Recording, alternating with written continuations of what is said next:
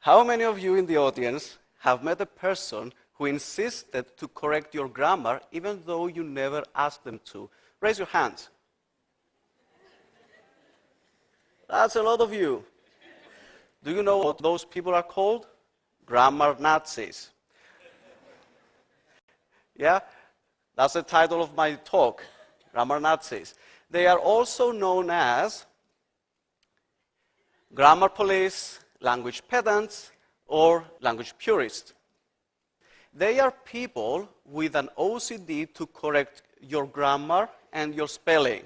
So if you come across them, make no mistake, they will correct you. But literally, make no mistake around them. Don't you think that those grammar Nazis are such a know-it-all show-offs, right?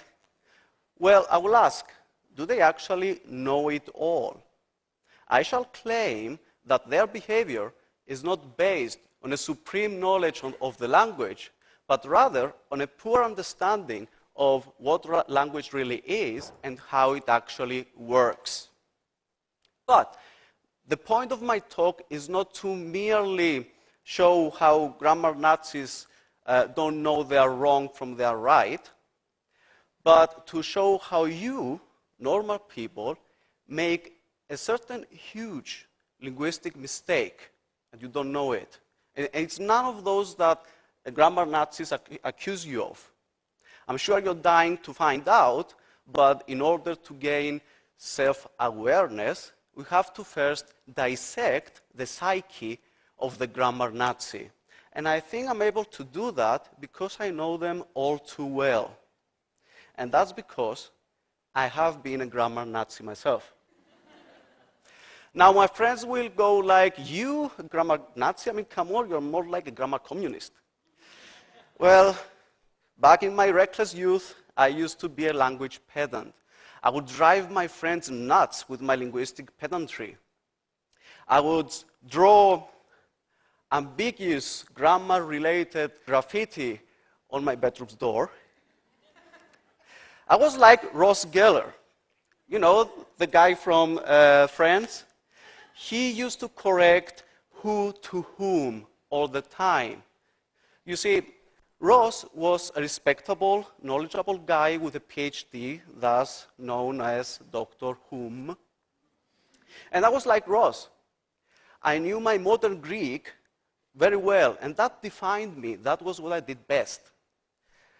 And I would correct my friends' usage of modern Greek based on rules of ancient Greek, because you see, I studied classics, that is, ancient Greek and Latin. So, after being graduated with a BA in classics and being left with no friends, I started wondering if I was doing something wrong. I couldn't explain it back then, but now, several years later, I found this study, this recent study, that explains it all. Well, according to this study, people who are sensitive to typos and grammars are more probably introverts than extroverts. When I say typos, I mean typing TEH instead of THE. And when I say grammars, I mean spelling TOO instead of TO. Now, less agreeable people were found to be more sensitive to grammars only, and less open and highly conscientious people were sensitive to typos. And oddly enough, neurotic people were sensitive to neither. Okay, I was indeed an introvert, and I don't agree I was not agreeable, but what does that have to do with me being a grammar Nazi? Well, speaking in psychological terms, an introvert is not just a shy person. The definition of an introvert is someone who gets overstimulated by things that other people find merely engaging, such as linguistic mistakes.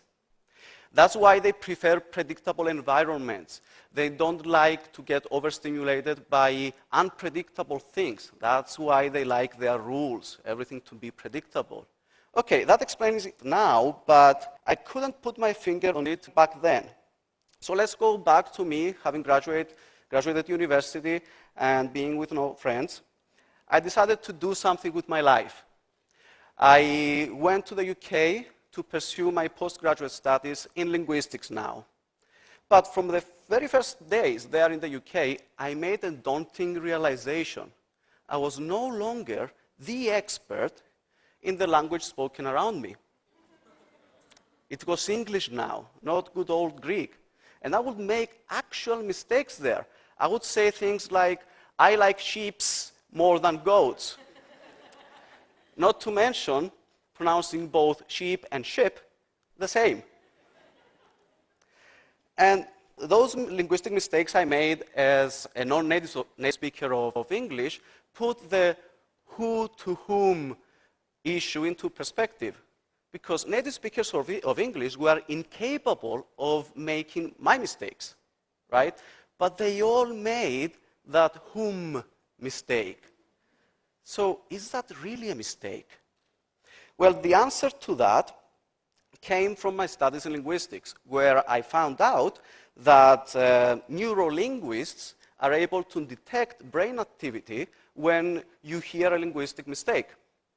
It's like an electrical current hitting your brain when you listen to the mistake. That's not really metaphorical.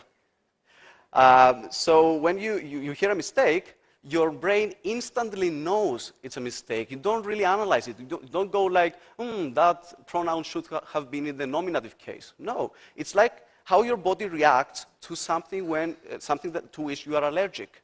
It's just an instant reaction. So let's try a couple of sentences together. If I tell you, let's went, suddenly you all know it's a mistake, right? Because your brain goes like, zzz. Yeah? But if I say, let's go, no reaction. If I say, who did you spoke to? Zzz. Yeah? But if I say, who did you speak to? No reaction. But wait a minute. There was no detectable real mistake in the last sentence. But language pedants would argue that there are actually two. Who should be whom, and to should go at the beginning. So it should have been, to whom did you speak? So why things that our brain does not detect as mistakes are judged as mistakes by language pedants? Where is this discrepancy coming from? Well, the answer to that was more familiar to me than I thought. Latin. Let me explain that by giving an example. In Latin, the infinitive videre means to see. If you want to say to see clearly, you would say clare videre. Now, language pedants say that in English you are not allowed to say to clearly see because you cannot do the same thing in Latin. You cannot insert the adverb inside the infinitive and split it. So you're not allowed to split the infinitives in English. And that was kind of weird to me.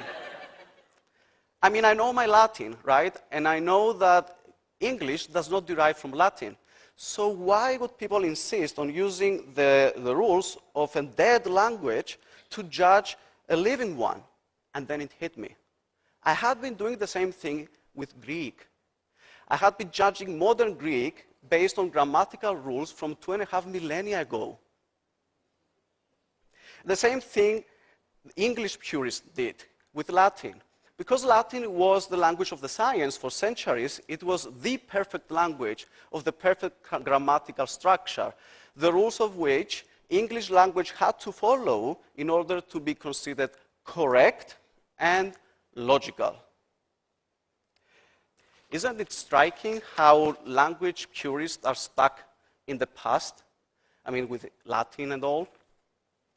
Why are they stuck there? Well, being introverts and all, they don't like language change, right?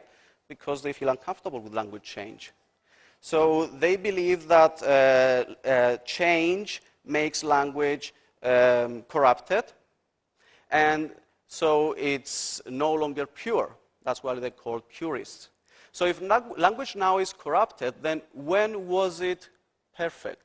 When was that golden age? Was it 40 years ago? Well, no, because in the 70s, people were lamenting the disappearing of the English language. How about the 40s then? Well, back then, George Orwell gave the diagnosis. It was in a bad shape. How about the 19th century? Well, back then, English was sinking. How about the 18th century? Guess again, at that time, English was undergoing vulgarization. Was it ever well? Even in the 15th century, people were feeling uncomfortable with how language changed within their lifetime. But if we go to an era before English, we find this guy, Phrynichus, complaining about the Greek of his time, which was full of mistakes.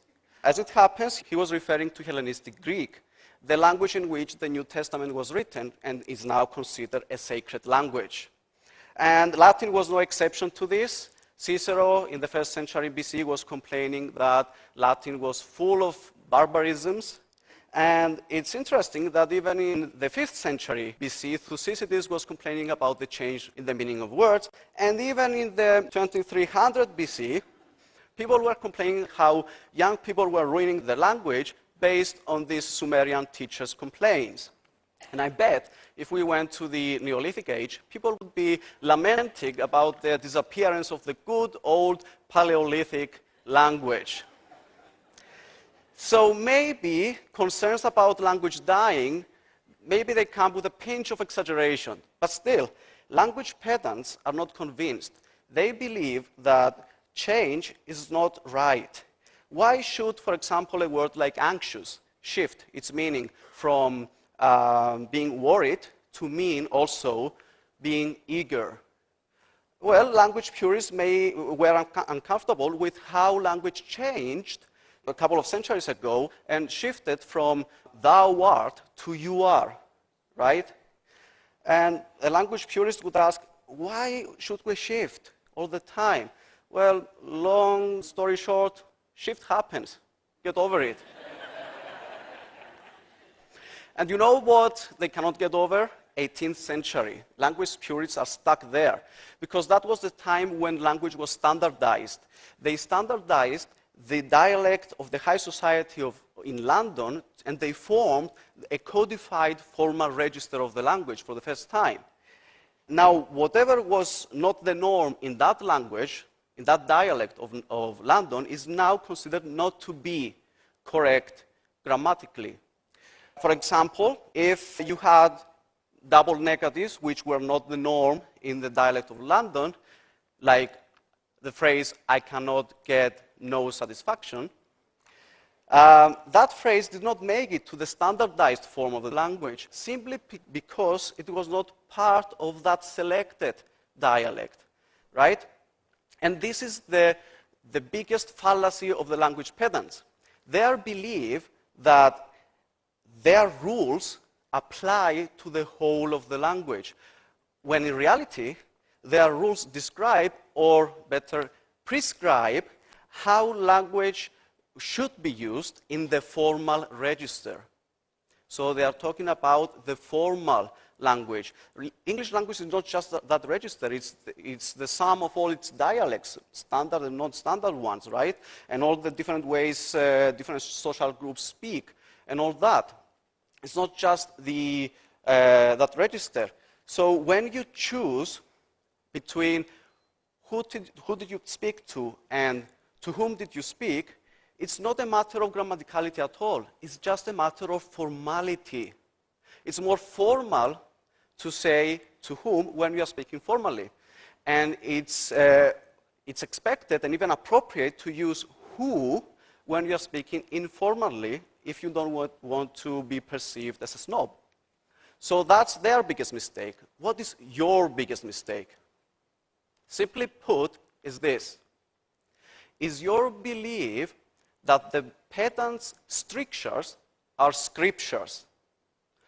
You perceive grammars and dictionaries to be holy books, the rules of which thou shalt not disobey, or else you will burn in eternal hellfire. But it's not like that. A linguistic mistake is not a sin. It's just a social construct. Do yourselves a favor and see those books for what they really are.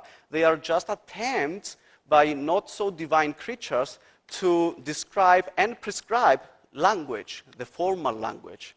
And I, as a linguist, have written a dictionary and a whole grammar booklet.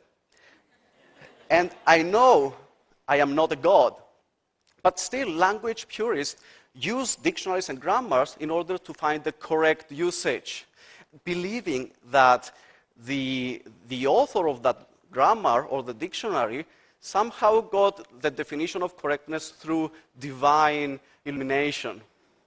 This is not the case. Do you know where we go to find that out? We search the usage. We see what people say. That's what we do.